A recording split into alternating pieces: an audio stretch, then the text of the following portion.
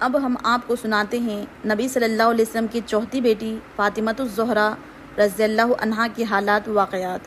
سیرت نگاروں کے نزدیک سیدہ فاطمہ رضی اللہ عنہا کی تاریخی ولادت میں اختلاف پایا جاتا ہے۔ ایک روایت ہے کہ نبوت کے پہلے سال پیدا ہوئے۔ ابن اسحاق سیرت نگار نے لکھا ہے کہ ابراہیم کے سوا آپ صلی اللہ علیہ وسلم کی تمام اولاد قبل از نبوت پیدا ہوئی۔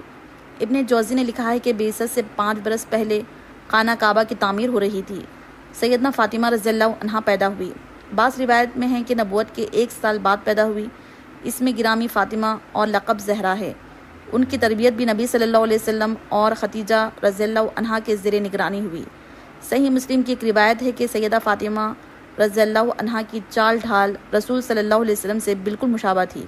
صرف یہی نہیں بلکہ اٹھنے بیٹھنے اور ہر بات میں سیدہ فاطمہ رضی اللہ عنہا سے زیادہ آپ کی مشابہ کسی کو نہیں دیکھا گیا۔ آپ کی بات چیت کرنے کا انداز، لب و لہجہ بھی آپ صلی اللہ علیہ وسلم سے ملتا جلتا تھا۔ صحیح بخاری کی ایک روایت کے مطابق عبداللہ بن مسعود فرماتے ہیں کہ ایک بار نبی صلی اللہ علیہ وسلم کعبہ میں نماز پڑھا رہے تھے۔ قریش کے چند شریر لوگوں نے شرارت کی، پھر آپ صلی اللہ علیہ وسلم سجدے میں گئے تو اونٹ کی اونجھڑی آپ کے کمرے مبارک پر رکھ دی۔ آپ سجدے کی حالت میں ہی رہے۔ آپ کی اس حالت پر قریش کے شریر خوش ہو رہے تھے۔ فاطمہ رضی اللہ عنہا کو اطلاع ملی، آپ کا بچپن تھا، فوراً وہاں پہنچی، اس بوجھ کو آپ کی کمر پہ سے اتارا اور ناراضگی کا اظہار فرمایا۔ آپ نماز سے فارغ ہوئے تو آپ نے ان بددینوں کے بارے میں بددعا فرمائی، وہ قبول ہوئی۔ ان میں سے بیشتر غزوہ بدر میں مارے گئے۔ پھر مدینے کی طرف ہجرت ہوئی۔ نبی صلی اللہ علیہ وسلم نے پہلے خود ہجرت فرمائی، پھر اپنے گھرانے کے افراد کو بعد میں مدینہ بلایا۔ 2 ہجری میں غزوہ بدر پیش آیا۔ اسی سے فارغ ہونے کے بعد آپ نے سیدہ فاطمہ رضی اللہ عنہا کا نکاح کرنے کا ارادہ فرمایا۔ سیدہ فاطمہ رضی اللہ عنہا کے ساتھ سب سے پہلے نکاح کی درخواست ابو بکر صدیق رضی اللہ عنہ نے کی، پھر عمر رضی اللہ عنہ نے کی، لیکن نبی صلی اللہ علیہ وسلم نے کچھ بھی جواب نہ دیا۔ علی رضی اللہ عنہ نے خواہش کا اظہار فرمایا۔ نبی صلی اللہ علیہ وسلم نے انہیں اپنے داماد بننے کا شرف عطا فرمایا اور ان سے دریافت فرمایا کہ تمہارے پاس مہر کے لیے کوئی چیز ہے؟ علی رضی اللہ عنہ نے عرض کیا کہ کوئی تو چیز نہیں ہے، صرف ایک سواری اور ایک زرہ ہے۔ نبی صلی اللہ علیہ وسلم نے فرمایا کہ گھوڑا تو لڑائی کے لیے ضروری ہے، زرہ فروخت کر ڈالو۔ وہ زرہ عثمان رضی اللہ عنہ نے 480 درہم کی عوض خریدی۔ اس موقع پر نبی صلی اللہ علیہ وسلم نے ارشاد فرمایا کہ اس رقم سے خوشبو بھی خریدی جائے۔ اگر فاطمہ رضی اللہ عنہا کا سال ولادت نبوت کا پہلا سال تصور کر لیا جائے تو فاطمہ رضی اللہ عنہ کی عمر 15 سال 5.5 ماہ کی ہوگی۔ 2 ہجری میں نبی صلی اللہ علیہ وسلم نے علی رضی اللہ عنہ کے ساتھ ان کا نکاح فرما دیا۔ اس وقت علی رضی اللہ عنہ کی عمر 21 برس 5 مہینے کی تھی۔ عمروں کے معاملے میں اختلاف پایا جاتا ہے۔ نکاح کے بعد رسم عروسی کا وقت آیا۔ نبی صلی اللہ علیہ وسلم نے علی رضی اللہ عنہ سے کہا ایک مکان لے لے، چنانچہ حارث بن نعمان کا گھر خریدا گیا۔ علی رضی اللہ عنہ نے سیدہ فاطمہ رضی اللہ عنہا کے ساتھ اس میں قیام کیا۔ شادی کے موقع پر نبی صلی اللہ علیہ وسلم نے اپنی بیٹی کے لیے جہیز کے لیے جو سامان تیار کیا اس کی تفصیل یہ ہے: 1 پلنگ اور 1 بستر دیا۔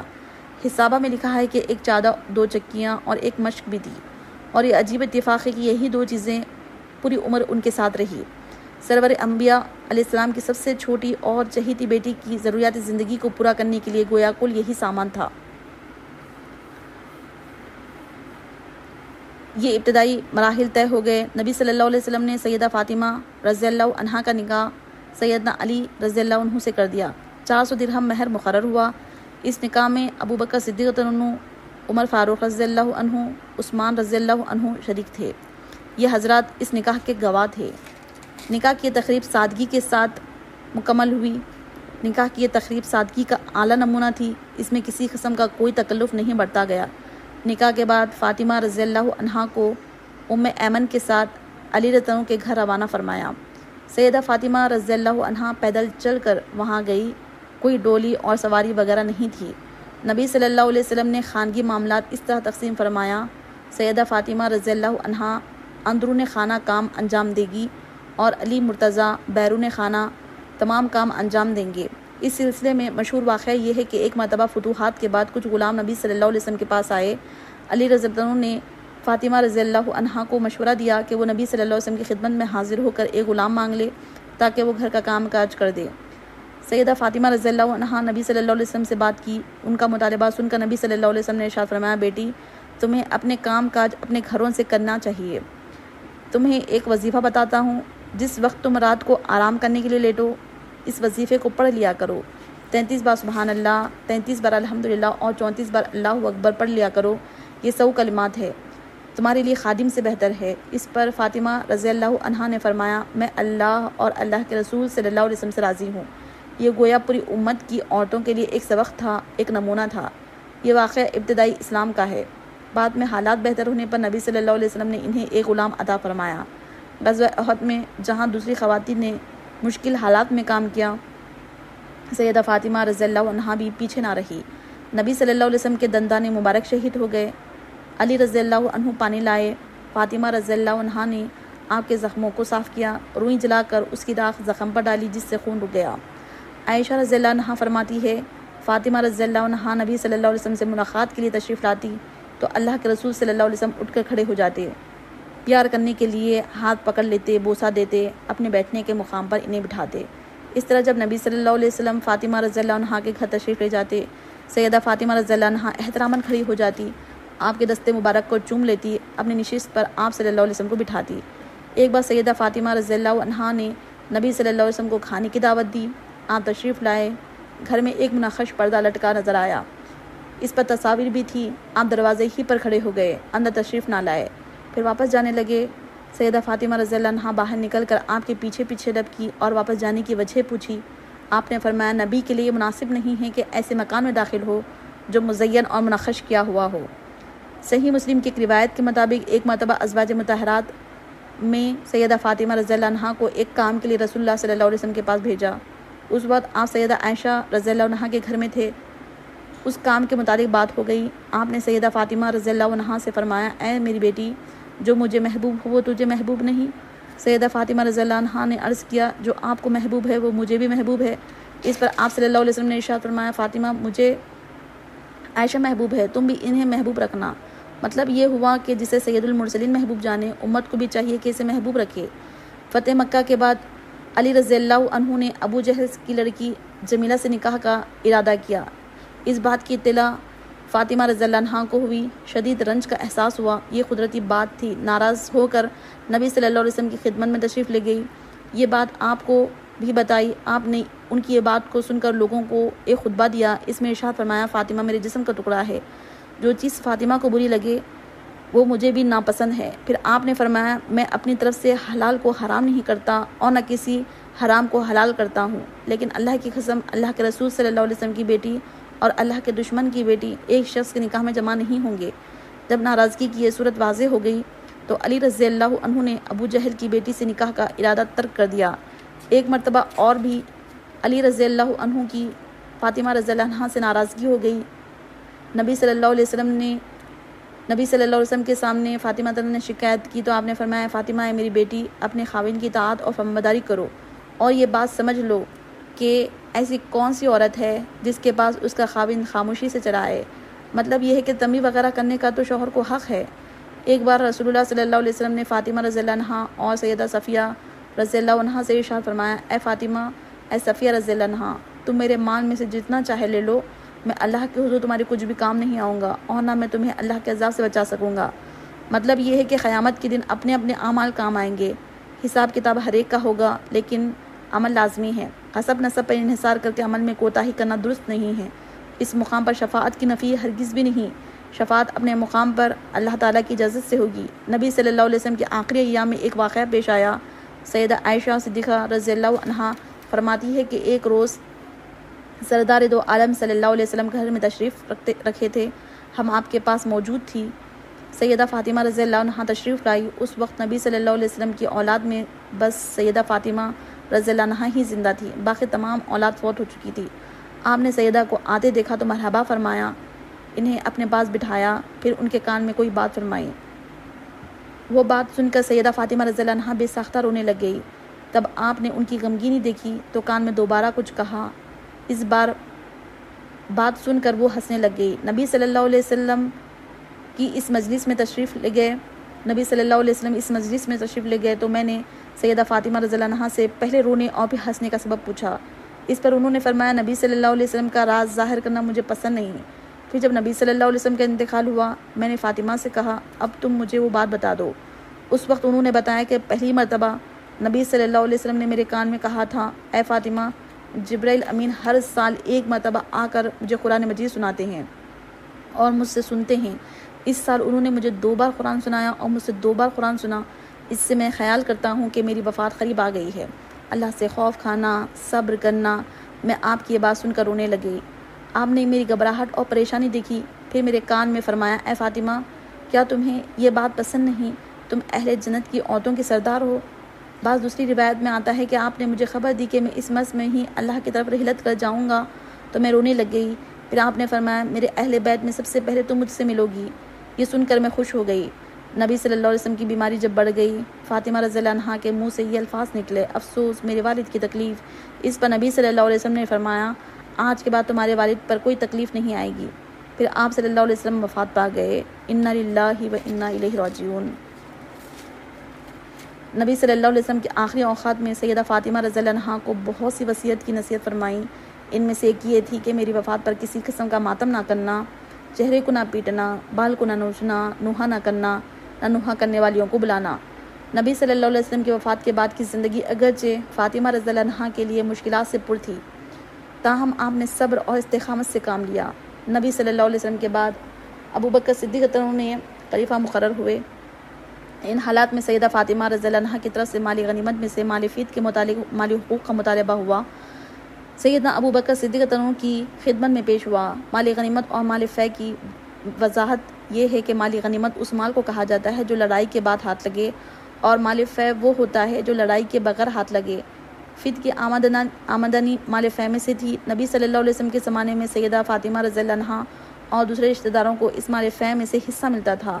آپ صلی اللہ علیہ وسلم کی وفات کے بعد سیدہ فاطمہ رضی اللہ عنہا نے یہ مطالبہ پیش کیا کہ وہ مال فے میں سے جو حصہ ملتا ہے اب وہ ہمیں بطور میراث کے مل جانا چاہیے، یعنی اب ہم اس کے وارث ہیں۔ فاطمہ رضی اللہ عنہا کے اس مطالبے کے جواب میں ابو بکر صدیق نے فرمایا اس بارے میں نبی صلی اللہ علیہ وسلم کا واضح ارشاد ہے ہم انبیاء کی جماعت ہے، ہماری وراثت نہیں چلتی بلکہ جو کچھ ہم چھوڑ جائیں وہ صدقہ ہوتا ہے اور اللہ کی راہ میں مسلمانوں کے لیے وقف ہوتا ہے۔ البتہ مال فے میں سے جو حصہ نبی صلی اللہ علیہ وسلم کے زمانے میں آپ لوگوں کو دیا جاتا تھا وہ بدستور دیا جاتا رہے گا۔ مطلب یہ تھا کہ وہ حصہ تو آپ لوگوں کو اسی طرح ملتا رہے گا، لیکن اس جاگیر کو نبی صلی اللہ علیہ وسلم کی وراثت میں نہیں دیا جا سکتا۔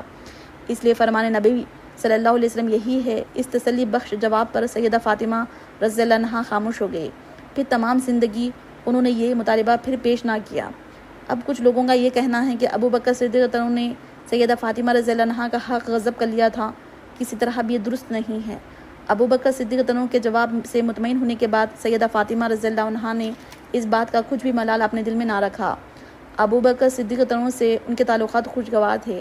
سیدہ فاطمہ رضی اللہ عنہا کی وفات کے بعد فاطمہ رضی اللہ عنہا نبی صلی اللہ علیہ وسلم کی وفات کے بعد بہت زیادہ مغموم رہا کرتی تھی۔ اپنی زندگی کے یہ دن انہوں نے نہایت صبر و تحمل سے بسر کیے، پھر بیمار رہنے لگی۔ اس وقت ان کی عمر 28 سے 29 سال تھی۔ صدیق اکبر رضی اللہ عنہ کی زوجہ محترمہ اسماء بنت امیس رضی اللہ عنہا ان کی تیمہ داری کیا کرتی تھی۔ اس دوران میں ابو بکر صدیق عمر فاروق رضی اللہ عنہ برابر ان کی بیمار پرسی کرتے رہے۔ نبی صلی اللہ علیہ وسلم کی وفات کے بعد صرف 6 مہینے زندہ رہی، پھر چند روز بیمار رہی، آخر 3 رمضان مبارک 11 ہجری منگل کی شب میں انتقال کر گئی۔ انا للہ و انا الیہ راجعون۔ سیدہ فاطمہ رضی اللہ عنہا نبی صلی اللہ علیہ وسلم کی آخری اولاد تھی۔ وفات سے پہلے انہوں نے اپنے خاوند سیدنا علی رضی اللہ عنہ کو وصیت فرمائی۔ اس وصیت کے الفاظ یہ تھے میرے بعد آپ امامہ رضی اللہ عنہا سے شادی کر لیجیے گا۔ امامہ ان کی بڑی بہن سیدہ زینب رضی اللہ عنہ کی صاحبزادی تھی، گویا سیدہ کی سگی بھانجی تھی۔ چنانچہ سیدہ فاطمہ رضی اللہ عنہا کی وفات کے بعد سیدنا علی نے امامہ سے نکاح کیا۔ سیدہ فاطمہ رضی اللہ عنہا کے انتقال کے بعد پھر سے ایک بار غم کی لہر دوڑ گئی۔ نبی صلی اللہ علیہ وسلم کی جدائی کا غم پھر سے تازہ کر دیا۔ صحابہ کرام رضی اللہ عنہ کے رنج و غم کی انتہا نہ رہی۔ فاطمہ رضی اللہ عنہا کا انتقال مغرب اور عشاء کے درمیان ہوا۔ انہوں نے ابو بکر صدیق کی زوجہ محترمہ کو وصیت کی تھی وہ انہیں غسل دے۔ چنانچہ اسماء بنت امیس رضی اللہ عنہا نے ان کا غسل کا انتظام فرمایا۔ غسل اور کفن کے بعد جنازے کا مسئلہ پیش آیا۔ اس موقع پر خلیفہ اول ابو بکر صدیق رضی اللہ عنہ، عمر فاروق رضی اللہ عنہ اور دیگر اصحاب رضی اللہ عنہم اس موقع پر موجود تھے۔ علی رضی اللہ عنہ نے فرمایا کہ ابو بکر صدیق تنو سے کہ آپ آگے تشریف لائے، جنازے کی نماز پڑھائے۔ اس پر علی رضی اللہ عنہ نے جواب دیا کہ آپ خلیفۃ الرسول ہیں، آپ کی موجودگی میں جنازے کی نماز کیسے پڑھا سکتا ہوں؟ جنازہ پڑھانا آپ ہی کا حق ہے۔ آگے تشریف لائے، جنازہ پڑھائے۔ ابو بکر صدیق رضی اللہ عنہ نے نماز جنازہ پڑھائی۔ نماز جنازے کے بعد فاطمہ رضی اللہ عنہ کو جنت البقیع میں دفن کیا گیا۔ فاطمہ رضی اللہ عنہ علی رضی اللہ عنہ کی پہلی زوجہ محترمہ تھی۔ ان کی زندگی میں علی رضی اللہ عنہ نے دوسری شادی نہیں کی۔ فاطمہ رضی اللہ عنہ کے ہاں 5 بچے پیدا ہوئے: حسن، حسین، محسن، ام کلثوم، زینب رضی اللہ عنہ۔ محسن کا بچپن ہی میں انتقال ہو گیا تھا۔ یہاں یہ بات بھی قابل غور ہے کہ سیدہ نے اپنی صاحبزادی کا نام اپنی بڑی بہن کے نام پر رکھا۔ ام کلثوم کا نکاح عمر بن خطاب رضی اللہ عنہ سے 17 ہجری میں ہوا۔ سیدہ زینب رضی اللہ عنہ کا نکاح عبداللہ بن جعفر دیار سے ہوا۔ رسول اللہ صلی اللہ علیہ وسلم نے فاطمہ رضی اللہ عنہ کے بارے میں فرمایا، فاطمہ میرے جسم کا ٹکڑا ہے۔ نیز آپ نے فرمایا، فاطمہ جنتی عورتوں کی سردار ہوگی۔ ایک روایت کے الفاظ ہے کہ جس نے فاطمہ کو ناراض کیا اس نے مجھے ناراض کیا۔ ایک روایت میں ہے کہ جو چیز اسے رنج میں مبتلا کرتی ہے وہ مجھے بھی رنج میں مبتلا کرتی ہے، جو چیز اسے ایذا دیتی ہے وہ بھی مجھے ایذا دیتی ہے۔ ترمذی کی ایک روایت کے الفاظ ہے کہ علی، فاطمہ رضی اللہ عنہ، حسن اور حسین رضی اللہ عنہ سے جو لڑے گا اس سے میں لڑوں گا، جو ان سے صلح کرے گا میں ان سے صلح کروں گا۔ سیدہ عائشہ صدیقہ رضی اللہ عنہ سے پوچھا گیا، رسول اللہ صلی اللہ علیہ وسلم سب سے بڑھ کر کسے محبوب سمجھتے تھے؟ انہوں نے جواب دیا کہ فاطمہ رضی اللہ عنہ کو۔ پوچھا گیا کہ مردوں میں کسے محبوب سمجھتے تھے؟ انہوں نے فرمایا کہ ان کے خاوند کو۔ ابن عباس رضی اللہ عنہ فرماتے ہیں کہ رسول اللہ صلی اللہ علیہ وسلم نے ارشاد فرمایا، مریم بنت عمران کے بعد تمام اہل جنت کی عورتوں کی سردار فاطمہ رضی اللہ عنہ ہیں، خدیجہ رضی اللہ عنہ ہیں، پھر آسیہ علیہ السلام ہے، یعنی فرعون کی بیوی۔ اسما بنت امیس سے اپنے آخری دنوں میں سیدہ فاطمہ رضی اللہ عنہ نے ارشاد فرمایا، آپ جانتی ہے یہ میری آخری لمحات ہیں، کیا میرے جنازے کو بے پردہ اٹھایا جائے گا؟ اس پر اسما نے کہا، نہیں، میں آپ کے لیے پردے کا انتظام کر دیتی ہوں، جیسا کہ میں نے حبشہ کے علاقے میں دیکھا ہے، لہٰذا ان کا جنازہ اسی طرح باپردہ لے جایا گیا۔ مسلم کی ایک حدیث ہے کہ سیدہ عائشہ رضی اللہ عنہ فرماتی ہے کہ نبی صلی اللہ علیہ وسلم ایک روز صبح کے وقت باہر نکلے، آپ پر سیاہ چادر تھی۔ حسن بن علی آئے، آپ نے انہیں اس میں داخل کیا، پھر حسین بن علی آئے، آپ نے انہیں اس میں داخل کیا، پھر سیدہ فاطمہ رضی اللہ عنہ آئیں، آپ نے انہیں بھی اس میں داخل کیا، پھر سیدنا علی آئے، آپ نے انہیں اس میں داخل کیا اور فرمایا، اہل بیت، اللہ چاہتا ہے کہ تم سے پلیدی دور کرے، تم کو پاک کر دے۔ مسلم کی ایک اور حدیث کے الفاظ ہے کہ سیدنا زید بن ارقم رضی اللہ عنہ فرماتے ہیں کہ رسول اللہ صلی اللہ علیہ وسلم ایک چشمے کے پاس تشریف لائے، اس کا نام خم تھا، یہ مکہ اور مدینے کے درمیان تھا۔ وہاں ایک دن خطبہ دینے کے لیے کھڑے ہوئے، آپ نے اللہ تعالیٰ کی تعریف کی اور پھر واعظ کیا اور فرمایا، اما بعد، اے لوگو، میں ایک بشر ہوں، قریب ہے کہ میرے رب کا بلاوا میرے پاس آ جائے اور میں اس سے قبول کر لوں، یعنی مجھے بھی موت آئے گی۔ تم میں 2 بھاری چیزیں چھوڑ کر جا رہا ہوں، ایک اللہ کی کتاب، اس میں ہدایت ہے، نور ہے، اللہ کی کتاب کو مضبوطی سے تھامے رکھو، اس کو پکڑے رکھو، مطلب یہ تھا کہ اس کو اپنی زندگیوں میں لاگو کر لو، اس پر عمل کرو۔ پھر فرمایا کہ دوسری چیز میرے اہل بیت ہے، ان کے حقوق کی نگہداشت ہے۔ سیدہ فاطمہ رضی اللہ عنہا پر اللہ تعالیٰ کی ہزارہا رحمت نازل ہو، آمین۔